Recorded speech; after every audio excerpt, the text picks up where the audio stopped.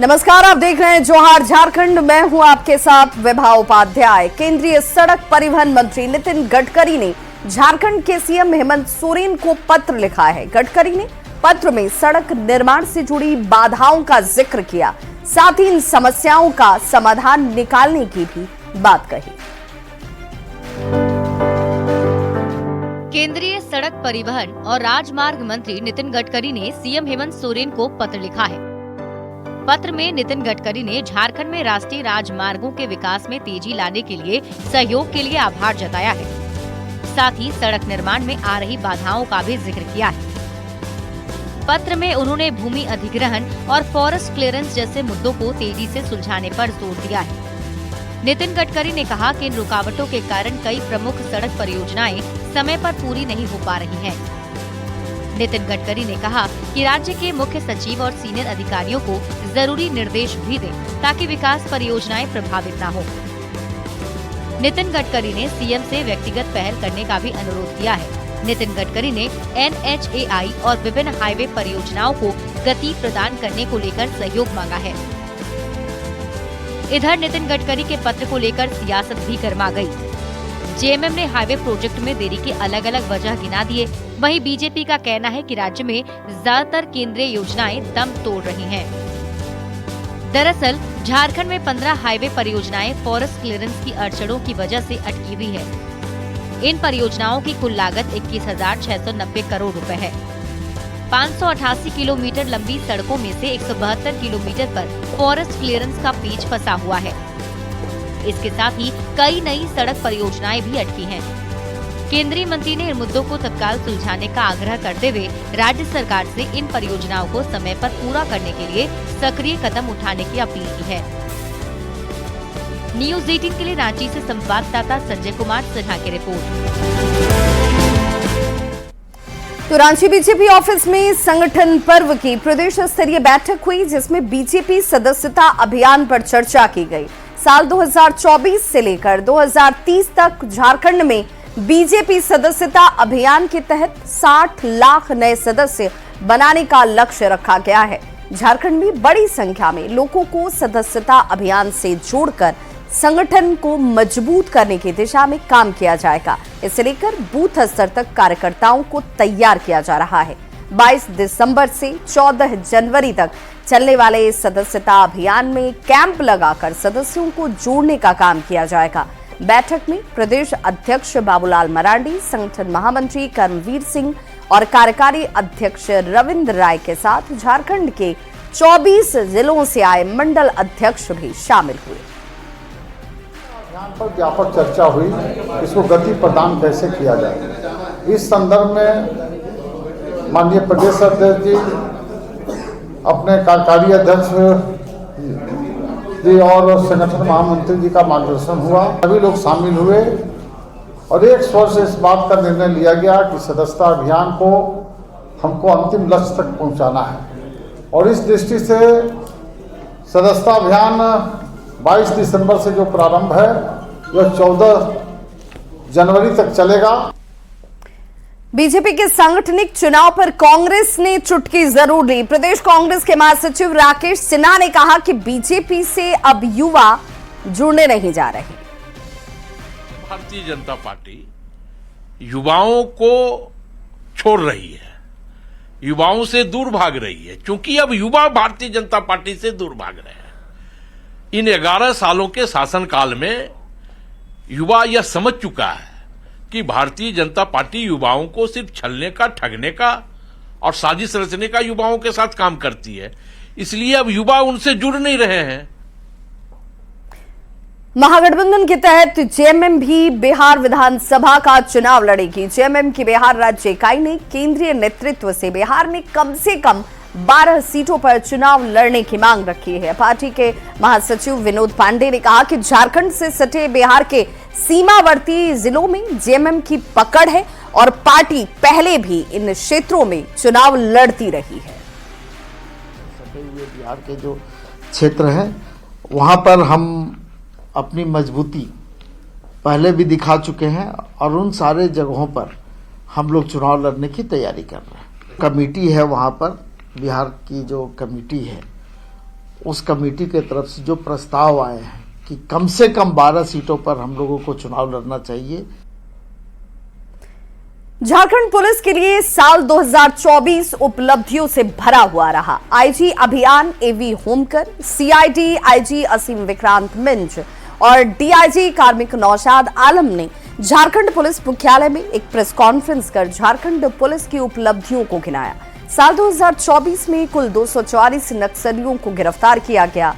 साल 2024 में 24 नक्सलियों ने पुलिस के सामने सरेंडर किया और इनमें 4 जोनल कमांडर, 1 सब जोनल कमांडर, 3 एरिया कमांडर और 1 सदस्य शामिल है। 2024 में पुलिस उग्रवादी मुठभेड़ में 9 नक्सली मारे जाते हैं। साल 2024 में अब तक नक्सलियों से कुल 123 हथियार बरामद किए गए, जिनमें पुलिस से लूटे गए 35 हथियार, 7 रेगुलर हथियार और 81 देसी हथियार शामिल हैं।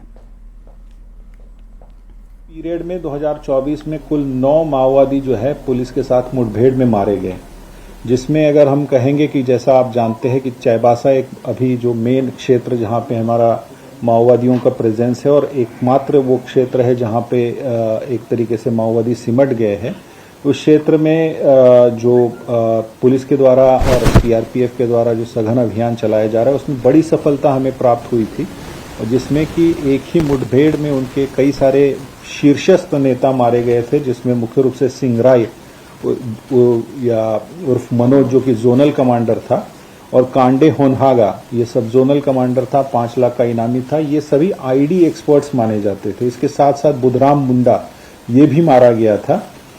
पिछले वर्ष डीजीपी महोदय के निर्देशन में झारखंड पुलिस में सीआईडी में एक प्रतिबिंब ऐप का शुरुआत किया गया है और इसको प्रतिबिंब ऐप को झारखंड पुलिस ही होस्ट करती है और न सिर्फ हमको यहाँ पर हम लोग झारखंड पुलिस उसको यूज कर रही है, बल्कि देश भर के अन्य सभी राज्यों के पुलिस के द्वारा उसका इस्तेमाल किया जाता है, जिसमें हम लोगों के द्वारा उनको अलग अलग जगहों के जो साइबर अपराधी हैं और उसके जो हीट मैप हैं और जो उसको यूज कर रहे हैं मोबाइल फोन्स को, उनकी जानकारी हम लोग यहाँ झारखंड से सभी देश के अन्य सभी राज्यों को देते हैं। 2024 में पहले पलामू नक्सलियों का गढ़ माना जाता था, लेकिन पुलिस का यह दावा है कि अब वो नक्सली मुक्त इलाका हो चुका है। इस साल पलामू में लोकसभा और विधानसभा के चुनाव जो है बिना किसी नक्सली हिंसा के शांतिपूर्ण ढंग से संपन्न हुए। एसपी ने कहा कि पहले चुनाव में नक्सल हिंसा हुआ करती थी, लेकिन इस बार चुनाव पूरी तरह से शांतिपूर्ण माहौल में हुआ। उन्होंने कहा कि 2024 पलामू पुलिस के लिए उपलब्धियों भरा साल रहा है, जिसमें 29 नक्सलियों और 1368 अपराधियों की गिरफ्तारी की गई। इसके अलावा 37 कुख्यात अपराधियों को सजा दिलवाने में भी पुलिस ने सफलता हासिल की। के लिए 2024 जो है काफी महत्वपूर्ण रखता है, इसलिए कि पहली बार ऐसा हुआ 2024 में कि लोकसभा और विधानसभा चुनाव जो है वो पूरी तरह से नक्सल फ्री चुनाव कराया गया है। आपको बता दूं कि ये नक्सलियों का गढ़ हुआ करता था, लेकिन केंद्र सरकार ने 2024 में से नक्सल मुक्त घोषित किया है। उसके अलावा अगर हम बात करें पलामू पुलिस की, तो पलामू पुलिस को 2024 में कई उपलब्धियां मिली। इसने 29 नक्सलियों को गिरफ्तार किया है, जबकि कई कुख्यात अपराधियों को सजा भी दिलाने का काम किया है। जाना चाहेंगे कि जैसे पिछले साल हम लोग पोस्ता विनिष्टीकरण में गए थे, हम लोग को ग्रामीणों के साइड से बहुत ज्यादा उसमें जो है ये ओपोजिशन हो रहा था। इनफैक्ट जो ट्रैक्टर लेके गया था विनिष्टीकरण के लिए, बहुत कटीला तार और वो सब लगा के जो है ट्रैक्टर का टायर को पंचर किया गया था। और साथ में जो है इस साल जब हम लोग विनिष्टीकरण में गए, पब्लिक का हम लोगों को सपोर्ट मिला, तो 1 साल में ही जो है ये चेंजेस हम लोग दिख रहा है। वहीं 1368 जो अपराधी हैं उनकी गिरफ्तारी हुई है। तो कहा जाए तो पलामू पुलिस के लिए 2024 जो है काफी महत्वपूर्ण साल रहा और उपलब्धियों वाला साल रहा। नीलकमल, न्यूज़ 18 पलामू। रांची के पंडरा ओपी इलाके में हुई फायरिंग और लूट की वारदात को लेकर पुलिस टीम इस वक्त जांच में जुटी हुई है। आईजी खुद इस मामले की जांच को लेकर घटनास्थल पर पहुंचे और जायजा लिया। साथ ही कई जरूरी दिशा निर्देश दिए गए। मामले पर सिटी एसपी ने कहा कि जल्द ही आरोपियों की गिरफ्तारी की जाएगी। रांची से बड़ी खबर इस वक्त आ रही है, जहां पर पाइप शिफ्टिंग के कारण जलापूर्ति बाधित होगी। 2 जनवरी को यहां पर वाटर शटडाउन किया जाएगा। ब्यूटी जलागार से वाटर की सप्लाई जो है वो नहीं होगी, और ये बूटी जलागार यहां से पानी की सप्लाई नहीं होगी तो तकरीबन 4 लाख से ज्यादा घरों में जलापूर्ति उस वक्त बाधित रहेगी। जुडको की तरफ से पाइपलाइन शिफ्टिंग का काम होना है, और यही वजह है कि इसे लेकर लोगों को ये जानकारी दी जा रही है। जुडको ने वाटर शटडाउन का आग्रह किया हुआ था। जुडको के आग्रह पर अब ये फैसला लिया गया है। झारखंड में नल जल योजना दम तोड़ रही है। कहने को तो गांव में जल मीनार और नल लगे हुए हैं, पर गांव के लोग एक एक बूंद बूंद पानी के लिए तरस रहे हैं।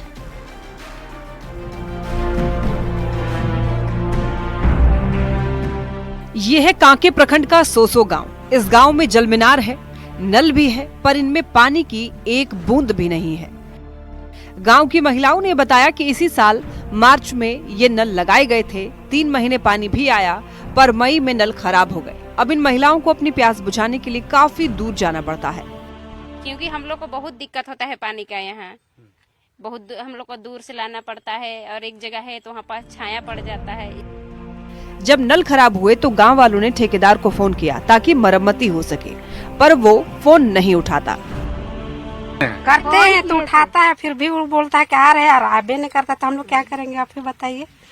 हम लोग अब देखिए साल भर होने हाँ, साल भर होने तो इस तरह के नल आपको देखने को जरूर मिल जाएंगे। जहां नल जल योजना के तहत इस तरह के नल तो लगाए गए हैं, लेकिन ऐसे नल से आपको शुद्ध जल नहीं मिलेगा, क्योंकि जो ठेकेदार हैं वो यहाँ से अब जा चुके हैं काम अधूरा छोड़ के। जहां पूरा हुआ वहां पानी आता नहीं है, और सरकार कहती है कि हम नल से जल लोगों तक पहुंचा रहे हैं, लेकिन जब आप ग्रामीण इलाकों में जाएंगे, जब हकीकत को समझेंगे, तो हकीकत दावों से सीधे उलट। सरकार की नल जल योजना लोगों को मुंह चिढ़ा रही है। हर गांव में ऐसे पानी की टंकी और नल तो आपको नजर आएंगे, पर इनमें पानी का नामो निशान नहीं है। जब नल लगता है तो कुछ दिन पानी आता है, चंद रोज बाद फिर वही तसले बाल्टी में पानी भरकर लाने की कहानी शुरू हो जाती है। जैसे तैसे बना के चल गया, उसके बाद अबे नहीं कर रहा। 15 रोज झट से पानी दिया हम लोग को। जब बना उसके 15 ही रोज पानी आया, उसके बाद फिर बंद अपने ही हो गया। आप कहाँ जा रही हैं? देखिए पानी लाने। हाँ, यहीं से लीजिए ना। यहाँ तो नल है। यहाँ कहाँ से मिलेगा? यहाँ नल है ये नहीं, पानी करके यहाँ नल है ये नहीं, कहाँ है? सरकार दम भर रही है कि उन्होंने हर घर तक नल पहुंचा दिया है, पर उस नल में जल की बूंद पहुंची है या नहीं, ये जानने की कोशिश शायद कोई नहीं करता। लिखित शिकायत देने के बाद भी नहीं। कोई कुछ नहीं करते हैं सर, कोई भी नहीं। हम लोग सबको बोल चुके हैं, हम लोग लिख कर भी दिए, कुछ नहीं हुआ, कुछ नहीं हुआ। देखिए, जो लाभुक हैं, लाभुक जो कह रही हैं, उससे आप समझ सकते हैं कि किस तरह से नल जल योजना में बड़ा खेल हुआ है। और ये खेल किसी एक गांव तक, सोसो गांव तक ही सीमित नहीं है।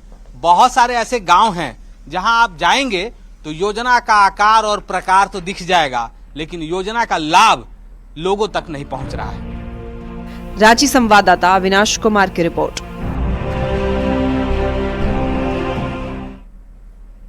रामगढ़ की मांडू पुलिस ने NH 33 पर हेसा गढ़ा पेट्रोल टंकी के पास खड़े ट्रक से 19 क्विंटल डोडा को बरामद किया है, जिसकी कीमत तकरीबन 1.5 करोड़ रुपए बताई जा रही है। ट्रक का चालक हालांकि मौके से फरार हो गया। गाड़ी हरियाणा के मोहाली के सविता पाल के नाम पर दर्ज किया गया है। डोडा मुड़ी के बोरों के नीचे छिपाकर लाया जा रहा था, और संभावना यह भी जाहिर की जा रही है कि इसे पंजाब भेजा जा रहा था। पुलिस ने इस पर त्वरित कार्रवाई करते हुए ट्रक को बरामद किया है, जबकि चालक के बारे में जानकारी जुटाने के लिए सीसीटीवी फुटेज खंगाले जा रहे हैं। करना शुरू किया तो पाया गया कि हिसागढ़ा इंडियन ऑयल पेट्रोल पंप के पास में एक ट्रक खड़ा है, जिसमें कि जो कि तिरपाल से ढका हुआ है, और उसकी पूरी तरीके से जब सघन तलाशी ली गई तो पता चला उसमें सैकड़ों बोरा है, जिसमें कि मादक पदार्थ डोडा, अफीम का जो डोडा होता है वो उसमें भरा पड़ा है, और कुछ में सोयाबीन के साथ साथ उसको मिक्स किया गया है। सोयाबीन और डोडा का कलर लगभग वो ब्राउन होता है, एक ही जैसा होता है, जो आम लोगों को पता नहीं चलता है उसको छुपाने की नीयत से। और उसके ऊपर से कुछ जो खाने वाला मूढ़ी होता है उसके 60 बोरा उसके ऊपर से रख दिया गया था, ताकि अंदर में डोडा और सोयाबीन मिक्स को पता न चल सके। रामगढ़ के पतरातू लेक, पतरातू वैली और पलानी झरने की बढ़ती लोकप्रियता के कारण पर्यटकों की संख्या जो है वो लगातार यहां बढ़ रही है। इस क्षेत्र में हाल ही में कई रिजॉर्ट्स का निर्माण भी किया गया जो पर्यटकों को उच्चतम सुविधाएं दे रहे हैं। रिजॉर्ट्स के निर्माण से रोजगार के अवसर तो बढ़े ही हैं, पतरातू क्षेत्र के पर्यटन के विकास में ये काफी मददगार साबित हो रही है। तो ये तस्वीरें जहां पर पतरातू क्षेत्र में पर्यटन की बढ़ती हुई जो संभावनाएं हैं वो साफ नजर आती है और यही वजह है कि यहाँ पर नए नए रिसोर्ट्स बनाए गए हैं जहां पर आपको हर सुविधा नजर आएगी। समापन होने जा रहा है, ऐसे में भारी संख्या में पर्यटक पतरातू वैली और पतरातू लेक घूमने पहुंच रहे हैं और पतरातू लेक के बनने के बाद इस इलाके में रिजॉर्ट कल्चर का आप देख सकते हैं कि किस तरह से रिजॉर्ट कल्चर यहाँ पर पनपा है।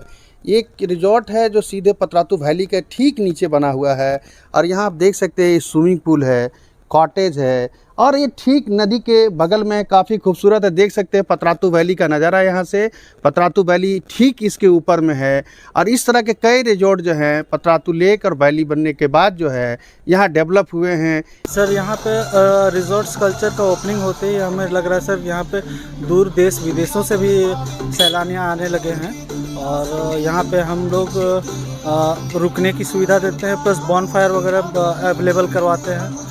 और अभी तो टूरिज्म सेक्टर मतलब अभी जनवरी और दिसंबर ये सारे सीज़न मतलब कि पीक सीज़न है, जो कि हमारे बंगाल से, छत्तीसगढ़ से, उड़ीसा के कस्टमर्स अभी बहुत सारे यहाँ पे आ रहे हैं। यहाँ ठंड के मौसम में बहुत सारे लोग घूमने आते हैं, यहाँ का नज़ारा बहुत अच्छा लगता है घूमने में और ये रिजॉर्ट भी बहुत अच्छा है। ये जो नदी है, नदी के ठीक किनारे में कैसा फोटो शूट वगैरह के लिए? हाँ, फोटो तो बहुत अच्छा व्यू आ रहा है, अच्छा है फोटो। यहाँ के लोगों को रोजी रोजगार का बहुत बड़ा सुविधा मिल रही है और पर्यटन भी बढ़ रहा है इससे और पर्यटन का भी बढ़ावा बहुत अच्छे तरीके से चल रहे हैं। आप महानगरों में देखते हैं उस तरह का रिजॉर्ट्स यहाँ पर बने हुए हैं और कहीं न कहीं पतरातू क्षेत्र में पर्यटन को बढ़ाने में इस तरह के रिजॉर्ट भी जो हैं काफ़ी सहायक सिद्ध हो रहे हैं। जावेद खान, न्यूज़ 18, रामगढ़। और अब बात साहिबगंज के मोती झरना की करते हैं, जिसका मनोरम दृश्य सैलानियों को खूब लुभा रहा है। बड़ी संख्या में सैलानी यहां पर पहुंच रहे हैं। मोती झरना की खास विशेषता की बात की जाए तो सालों भर ऊंची पहाड़ से झरने का पानी यहां पर गिरता है, जिसे हम वाटरफॉल के नाम से भी जानते हैं और इसका दीदार करने के लिए लोग दूर दूर से साहिबगंज के इस मोती झरना तक पहुंचते हैं।